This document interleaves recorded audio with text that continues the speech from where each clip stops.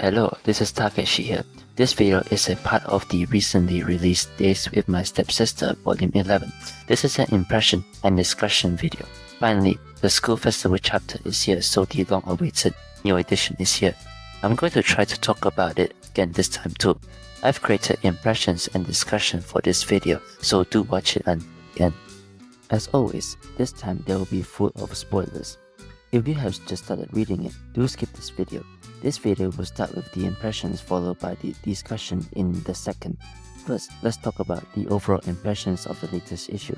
I was prepared to read this latest volume, but it turned out to be 100 times more exciting than expected.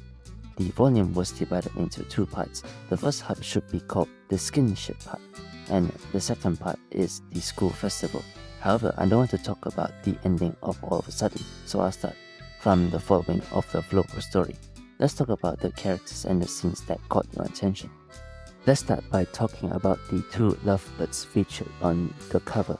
These two were the forefront and the main force driving the story forward, and it left a good impression out of me.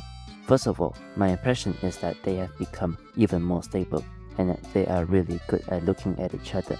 People around them often call them straight, and they are lovers, and at those times they are shy, but they normally accept it. It feels like they have been settled being lovers. What everyone is paying attention to is the escalation of the skinship between the two. Turns out the embarrassing thoughts came after that, as shown as the illustration above. The prologue before the outing is already full of sweetness, but the real starting point is Melissa, who they met in Volume 7. I didn't expect actually, but when her name was mentioned, I understood. After all, she didn't just appear in Volume 7, and that's it. But she's a character who definitely brings excitement to the future volumes. But there's a reason for that, and it's not just about the presence of the girls. The day after talking with Melissa, Yuta wakes up from a livid dream, and the guilt he feels is surprisingly consistent with himself. It's because he cares about Saki that he feels guilty about only taking on her actual side. This is a very Yuta-like way of thinking. It's an interpretation that makes sense because of the image of Yuta and Saki they've built so far. These two talk a lot in their heads, so it's really funny when they are talking. The tension between the two of them really comes through, and it made me grin and feel excited. I really enjoyed these two elements. Then they ask for skinship by poking each other with their feet under the desk. Regarding the act, Yuta thinks it's childish, but I have to say that it doesn't put any strain on him, and it's really erotic. It's a work for adults and is normally used as a concealed act for the sake of market entry, so it's not really a form of play or anything. The next big thing entering is the school festival. A year ago, they couldn't go around the school festival together, but this year, they've become more confident without worrying about something else. Let's put off the story of Maru and Maya for now, and taking a photo together is a big deal. Maya is unusually flustered, which shows that she hated taking photos up until now, and Maru is really a good guy, and that was a bit moving. He completely read the mood of the situation, and his actions were top-notch. I would understood if he had a girlfriend. And the second day of the school festival was already a date for the two of them. It was short, but that folk dance at the end was good, including the illustration shown above. It was super good, and it was precious, that's what I mean. There were more scenes where he was on top of things up until now, but this was probably the moment he felt the most. This time was a very important part for Yuta and Saki's future. During the last study camp, Yuta was given a talk by Kudo-san, which made him rethink his perspective on continuing his education, and he met a researcher at Ichinose University who's interested in him. He started talking about his divorce, which he is deeply involved in, and it became quite an interesting story. And I think this is a story that suits him well. By the way, the story about how to look at data here is quite interesting, so I think readers should also learn this way of thinking. Moreover, since he's someone that Yuta doesn't know of very well, and it is really interesting that he was influenced so much in such a short time. When Kudo invited Yuta to Ichinose University, I understood. I would like to observe with him. Well, from the reader's point of view, that is exactly what is happening, so I guess I am just speaking from that point of view of the readers. But anyway, this work is a love story novel, and I think I would like Yuta to Saki to change their lives after entering university. With Yuta had an encounter with Professor Mori, Saki's encounter with Akihiro seems like will have a big impact in the future. Saki's always been interested in fashion and design, and there was a scene where she was paying attention to a senior who graduated from Tsukimiya's Women University and works in design management. I think this encounter will be a catalyst for her to take another step on this path. Yuta might have undergone a big change, but Saki's changes is also the biggest. It is reflected in how she comes to terms with herself and her relationships with the people around her. In the past, she kept her distance from people, and even the ones around her refused to have relationships, but now she is properly integrated into the class, and the fact that she allowed him to take a photo shows her change in her mindset. This is a bit of a comparison with the anime, but at the beginning of the story, she aimed to be a strong person who could live on her own without relying on anyone. However, now she's able to rely on others properly, and she's no longer so obsessed with independence when it comes to going to college. She knows that it is not realistic to be completely independent financially, and she can work part-time jobs to a reasonable extent. If you compare the contents of the episode with the anime that was broadcast around this time, you'll find a lot of interesting things. What I'm curious about this time is the story of the radio diary. Of course, I rarely listen to it, so I guess that's the reason the story of radio diary comes up at this point, is because they knew that there was a direction like that in the anime and they matched it. Now, Maya and Maru, who appeared for the first time in a while, had a sudden romance. There's even had a skit video about them 2 years ago, predicting a what if it happens scene. The fireworks festival apparently didn't go well, with apparently Maru went around with Maya and was also asked about Yuta and Saki.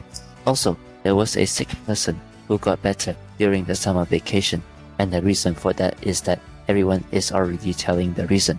That's how I feel, or rather, I wonder what has made him feel better. If that's the case, then you should say that being her girlfriend is something that guys can brag about among each other. Next, let's talk about the underdogs. It's not surprising that Kozono Erika and Saki are surprisingly close. Are you playing the role of a stalker or just to be the stalker? Did she wanted to give her a push? She was really a tsundere towards Saki.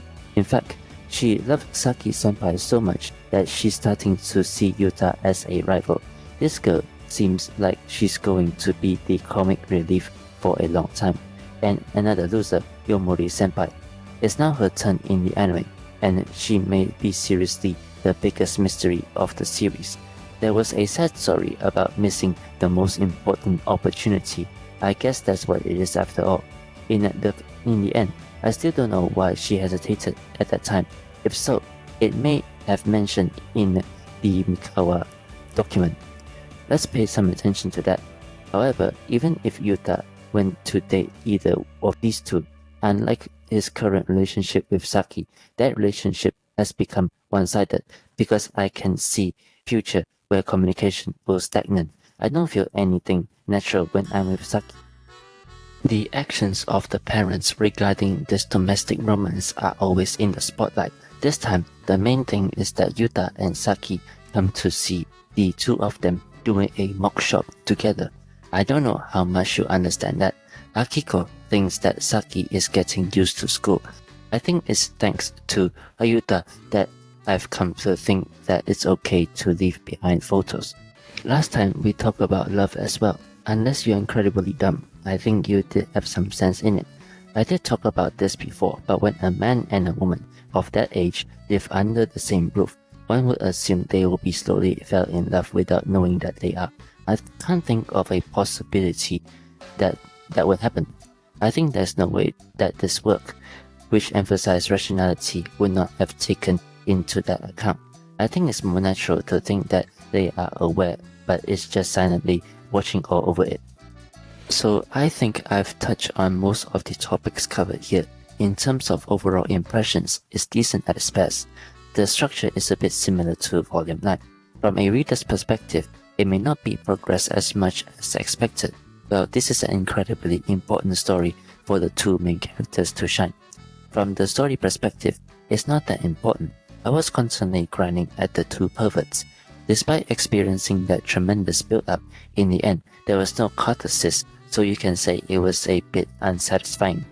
The preciousness of the relationship, especially the last scene, was really good. Compared to Volume 10, there is no clear excitement. The things I thought were really good this time were mostly pretty average. However, the atmosphere this time is a little calmer. I think there's a great possibility that it will be a breather for the next time, with Saki and Yuta's past, especially with Saki's mother and Yuta's father. It's a pretty obvious bomb, but I haven't touched it directly until now.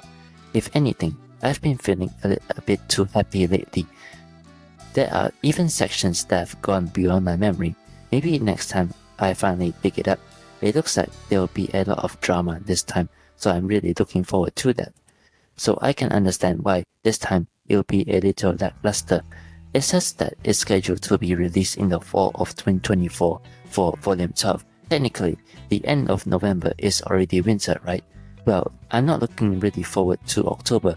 I would like to read Volume 12 in November or at the latest by the end of this year. By the way, to coincide with the appearance of Saki's diary for the first time in a long while, this time the second half is unusually short from Yuta's point of view. I've been hooked since the 4th volume. This time, the two of them were not acting separately but were together almost the entire time. I really felt a bit stuck and confused, specifically in the style of a living together house. It was actually a bit tiring to see the exact same scenery depicted twice. At the same time, I wonder what side Saki thinking right now. For Yuta and the readers, it is no longer such a mystery. Either way, we'll be able to find out the answer when next volume comes out. See you in the next video. This is Takeshi. Until then, goodbye.